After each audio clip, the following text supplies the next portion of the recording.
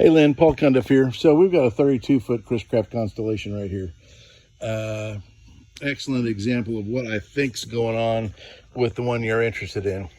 So right at the waterline, this boat wasn't maintained, and right at the waterline, you had rot right at the waterline, which first stage it just gets real punky. But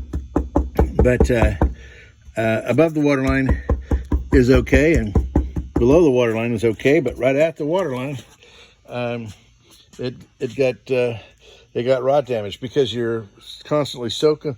You're getting the board wet. It's soaking up water. It's drying out, and it wasn't protected.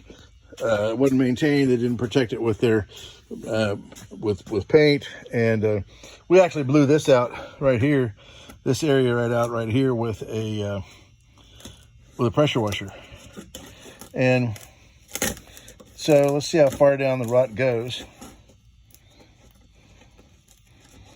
At this point, I'm down to still rotted on the inside a bit, but I'm actually down to some wood I can't break right here. So, and that's what happened. It was all along the waterline. The rest of the boat was in okay condition. The rest of the bottom was in okay condition because it wasn't going through the soak and dry cycle. This was happening to it right at the waterline as it raised and lowered and floated, bobbed in the water.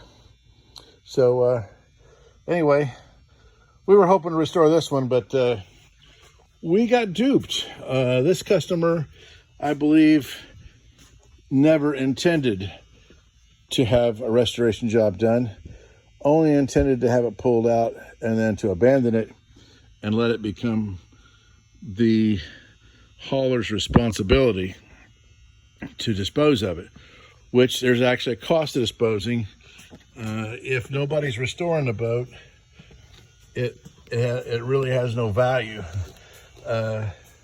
This thing would be worth maybe $100,000 when it's done. It's going to cost about $100,000 to do, to bring it, to repaint the sides and just do all the work that needs to be done. We've got a little rot above the waterline, just for an example. Right here, we have some rot above the waterline on these front bow planks at the shear. But really, I mean, this could be standing tall, a beautiful boat. We quoted about 80 grand to restore it, and the owner not have to lift a finger. So at least 20,000 of that was having the engines removed, rebuilt, and put back in because this had partially sunk and filled the engines with water. So anyhow, this is my whole thought process. Is I hope that all we got to do is replace the sides, the side plank right above the chine, basically all the way around the boat, and this problem, the problems with this boat go away.